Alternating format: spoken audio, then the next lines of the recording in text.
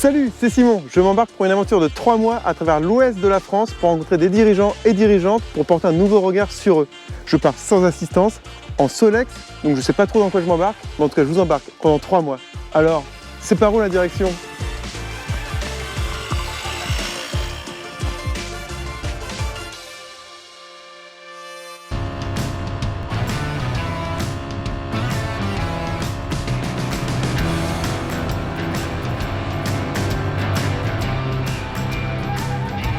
Dernière étape dans la Manche, aujourd'hui je rencontre Frédéric Marie qui dirige la brasserie Pinte de Serre. Je suis à Saint-Val-la-Hougue, avec le soleil, avec le sourire, et je suis pressé de vous le présenter. C'est parti!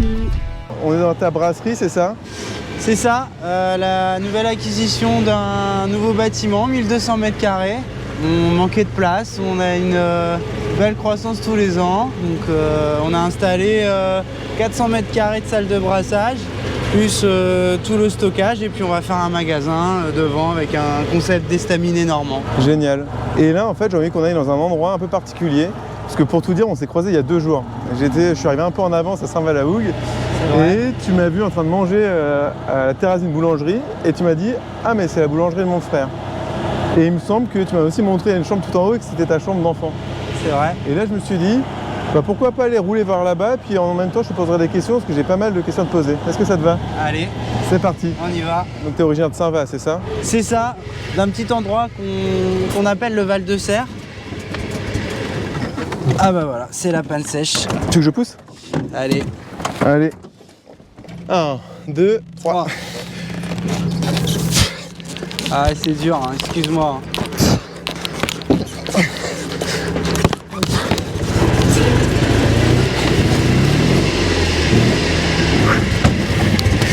Hop. C'est sportif. Allez. Et une de mes questions aussi, c'est que tu as toujours vécu ici ou ça se passe comment? Ouais, mes parents ont toujours vécu là, toute ma famille. Ensuite, je suis parti en sport-études à 16-17 ans où j'ai rencontré Charles. Et c'est qui Charles? Et Charles, c'est mon associé avec la brasserie, avec un troisième associé qui est un ami d'enfance originaire de Saint-Va. Et donc, on s'est connus sur les bancs de l'école, on faisait du vélo ensemble. Et puis après, moi, j'ai vadrouillé sur Paris une petite dizaine d'années où j'ai appris le métier de commercial. Et en fait, j'ai tout quitté pour revenir chez moi et monter la brasserie avec mes associés. J'avais un peu le mal du pays et j'avais envie de construire quelque chose de mes propres mains. Donc là, ton entreprise, c'est avec des amis, c'est ça? Voilà, c'est ça. Un noyau de 3 associés. On est tous différents, donc il y a une synergie qui se passe. On a Charles qui est brasseur de père en fils depuis 6 générations. Le rouge, ça fait peur ça. Moi qui a un petit background sur le commerce, et Fabrice qui a plutôt un back-office d'entrepreneur e-commerce, qui a fait un peu d'import-export et qui gère pas mal sur la partie graphisme, tout le travail de l'ombre en back-office, la recherche de fournisseurs, des achats, etc. Et t'es revenu ici, mais c'était sûr que t'allais revenir ici un jour ou c'est un peu par hasard que t'as décidé de faire ici? Non, j'avais toujours envie de revenir chez moi. C'était important pour moi d'avoir une expérience professionnelle à Paris, mais pour revenir ici j'avais besoin de quelque chose de concret par rapport à mon métier, et je trouvais que de monter une entreprise, être entrepreneur sur un métier quand même artisanal, puisque la bière c'est quand même un créneau où on surfe quand même sur le concept de bière artisanale depuis une petite dizaine d'années maintenant, et puis ayant une famille d'artisans boulangers, moi et donc c'est là? Voilà, ça me bottait bien d'être... voilà, c'est là. Donc ça, c'est la boulangerie de mes parents, historique. Elle a été refaite en 85. Et juste avant, c'était celle de mes grands-parents. Et tout en haut, c'est ta chambre, c'est là que tu as commencé, que tu as grandi? Exactement, ouais. J'ai grandi là, fils de commerçant. Donc voilà, on a été un peu élevé à la démerde. Fallait bosser. On a eu la valeur travail qui était assez ancrée. Fallait toujours aider un peu nos parents, voilà, c'était comme ça. Et donc en fait le commercial, ou monter un truc artisanal de commerçant, c'était finalement une évidence. Parce que ton frère est boulanger, tu m'as dit maintenant qu'il tient le commerce. Voilà, tes parents étaient là-dedans? Mes parents étaient boulangers, mes oncles étaient boulangers. Ouais, on est une vraie famille de commerçants. Donc ouais, c'était un peu une évidence, ça collait bien quoi. Et ta famille, ils sont aussi un peu impliqués dans ton entreprise? Ouais, complètement. Alors déjà ma compagne qui me soutient corps et âme, parce que c'est pas facile d'être entrepreneur, on a des journées à rallonge, on est sollicité le week-end, le téléphone n'arrête pas de sonner. Et puis après oui, c'est mes parents qui me soutiennent beaucoup, parce que évidemment c'est aussi des entrepreneurs, parce qu'ils l'ont vécu, ils ont toujours été entrepreneurs toute leur vie. Et justement, toi qui as vu tes parents travailler corps et âme, comme tu dis, ça t'a pas dégoûté, enfin t'as pas eu peur en te disant ils travaillent quand même beaucoup, énormément, et je me lance dans la même chose? Bah oui et non, c'est vrai, parce qu'on n'a pas eu une enfance... alors j'ai eu une très belle enfance, mais sous la contrainte du travail, toujours. Donc c'est vrai qu'à un moment donné, on se pose la question en se disant, bah moi je vais faire un petit peu d'études, et puis je vais essayer de faire autre chose, quoi. Ça a commencé comme ça, et puis en fin de compte, le retour aux racines, il est trop grand en fait, et on finit toujours par revenir. Voilà, et puis je me suis beaucoup aussi rapproché de mon grand frère qui a repris la boulangerie familiale, qui est entrepreneur aussi. Lui fait des biscuits, boulanger, chocolatier, biscuitier. Et donc du coup, bah, il récupère la drèche des brassins de bière pour des gâteaux apéro. Mais non. Et si. Ah, c'est énorme. Voilà, donc on va lancer aussi notre marque de gâteaux apéro pour faire un peu des produits dérivés autour de la bière. Voilà, avec le temps, moi je m'assagis aussi un petit peu, j'ai un petit garçon. Toi, par rapport à ça, comment tu te vois par rapport à ton rôle d'éducation, par rapport à ta présence? Est-ce que tu te mets des limites par rapport aux horaires? Oui, alors oui, bien sûr, je me mets des limites grâce à ma conjointe qui a eu des enfants aussi un peu avant. Moi, mon rôle de papa, je l'apprends, mais grâce à elle aussi, ça me structure, ça me pose. Et ça me permet par exemple le lundi et le vendredi d'emmener mon fils chez la nounou, de passer un petit peu de temps avec lui, d'aller le récupérer le soir. Donc c'est vraiment les 2 seules journées qui sont tronquées dans ma semaine où elles sont 100% dédiées à mon fils. Parce que je vais le rechercher, c'est important pour lui, c'est son équilibre. Et le week-end, même si on va livrer de la bière sur des événements culturels, sportifs, des festivals de musique, tout ça, notre bière va couler sur ces événements-là. Mais moi, voilà, le téléphone, il est de côté, vraiment urgence absolue, je vais répondre. Mais la priorité, ça va être ma famille, passer le week-end avec ma conjointe, mon petit garçon, prendre du bon temps et respirer, parce qu'en fait, on respire pas la semaine, on est le bec dans l'eau sans arrêt. Et finalement, bah, c'est les 2 jours où on va tenter de récupérer, quoi. Donc là, on se dirige vers où, là? On est sur Saint-Va, donc village préféré des Français, 2019. C'est un petit village de pêcheurs. Il a la particularité d'avoir été classé au patrimoine mondial de l'UNESCO avec les tours Vauban. C'est très mignon, c'est très touristique, c'est saisonnier. Et d'ailleurs, autour de la bière, donc notre marque s'appelle la 50 parce qu'on a voulu faire un jeu de mots en patois. Le chiffre du département de la Manche, 50, et donc 50 avec le patois, parce que ça parle beaucoup patois ici. Les pêcheurs, ils parlent que patois. Toi, tu comprends le patois? Ouais, je le comprends, bien sûr. Bah, ma nounou, quand j'étais petit, j'ai été élevé dans une ferme. Ouais. Mes parents bossaient, donc j'étais à la ferme et ça parlait patois. Ah, c'est énorme.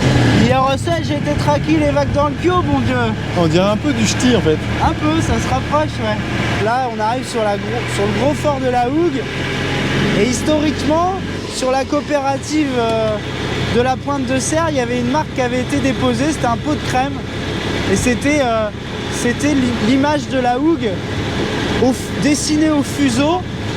Et la marque s'appelait la Houguette. Ok. Voilà, et donc il y a d'ailleurs un petit bar avec des petites terrasses qui ouvrent l'été, qui s'appelle la Houguette. Voilà, et donc on a redéposé la marque pour recréer une marque avec la Hougue. Et puis pourquoi pas essayer de vendre au-delà de la Normandie, chez nos copains les Bretons, du côté de Nantes par là, quoi. Avec plaisir. Et là c'est notre ancienne brasserie, le gros bâtiment qui est là derrière le moulin. C'est là où on était installé, on avait 300 mètres carrés. Et voilà, tous les ans, avec la croissance, ça fait le 2e déménagement. Tu t'attendais à ça, à croître autant? Non, je m'attendais pas du tout à ça. Au début, quand on a lancé le projet, je me dis bon, avec le dispositif ACRE, ça nous permet quand même de disposer du chômage pendant 2 ans et d'essayer de monter son entreprise. Donc ça m'a bien aidé pendant 2 ans, je touchais mon chômage. Et puis après 2 ans, il suffit d'avoir une entreprise suffisamment rentable pour se sortir un salaire. Ce qui a été mon cas, heureusement. Mais je m'attendais pas du tout à ça. Au début, je me dis, qu'est-ce que je fais quoi? J'avais un bon salaire à Paris et je me retrouve à pas gagner grand-chose. Parce que mes premiers salaires, c'était le SMIC. Donc c'est dur quand même. On se contente de beaucoup moins. Et surtout sur la charge de travail qui est dure. C'est le SMIC par rapport au nombre d'heures travaillées qui est très faible. Bah voilà. Nous on compte pas parce que c'est un investissement total. Donc, tu vois ici à Saint-Va, on a plusieurs clients qui jouent le jeu. On commence un petit peu à se rapprocher de la cohésion que peuvent avoir un petit peu les Bretons. Ouais. Qui fédèrent vraiment, qui arrivent à fédérer vraiment autour de leurs idées, etc. Nous, ça y est, ça commence un petit peu. Vous arrivez à avoir une taille critique pour une économie locale et réussir à faire vivre un territoire.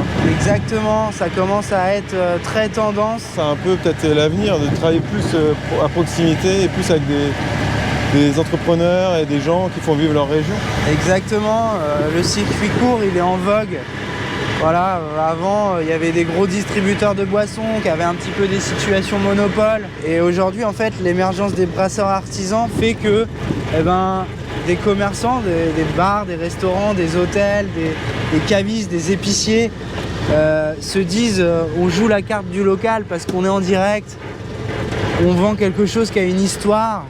Et en fait, au final, c'est ce qu'on apprend, c'est ce qu'on a toujours appris dans le commerce, mais en réalité, c'est vrai, les gens sont attachés à ça. Et tu vois, avec Fabrice, Fabrice, c'est le 3e associé. C'est le 3e associé. Sur nos plus jeunes années, on se disait, mais mince, on boit de la Heineken, c'est nul. Pourquoi on n'a pas une bière qui nous ressemble un peu, qui est faite ici Et en fait, tout est arrivé comme ça sur la table avec Charles. Et on s'est dit, en rigolant, hein, allez, on monte une brasserie ensemble, quoi. Tout à l'heure, quand j'ai visité un peu les locaux, c'est complexe comme métier. C'est très compliqué, ouais. On pense que fabriquer une bière, c'est assez simple. Mais le processus de fabrication, c'est un petit peu plus d'1 mois. Voilà, donc on brasse en une demi-journée. Puis ensuite, on fermente la bière. On la transfère dans les cuves de garde pour l'affiner. Et ensuite, on la conditionne en fût ou en bouteille. Quand elle est conditionnée en bouteille, elle refermente en chambre chaude encore 1 semaine de plus.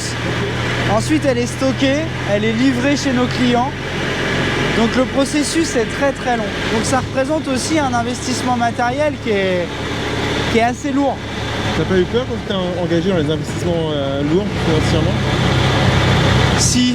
Si, parce que je me suis dit, oh là là, ça me dépasse. On est caution un petit peu à la banque partout, ça me dépasse, c'est quand même des gros montants. J'avais pas l'habitude de ça. Ouais, c'est ce qui m'a fait un petit peu le plus peur dans l'entrepreneuriat, quoi. Parce que là, on dépasse plus d'1 million d'euros sur notre encours. Ah ouais. Avec le bâtiment.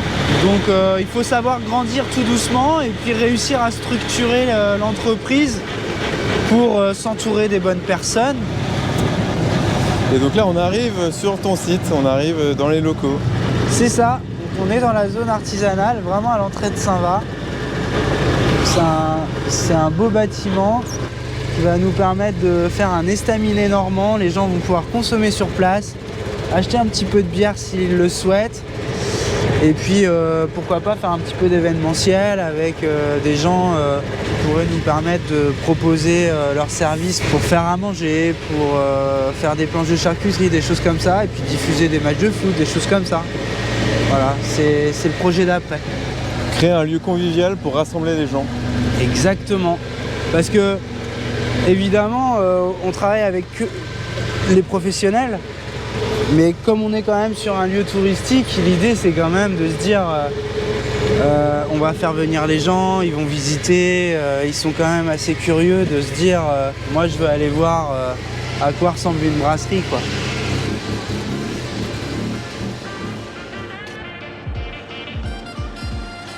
Frédéric, avant de partir, j'ai une dernière question pour toi. C'est par où la direction? C'est par là, toujours droit devant.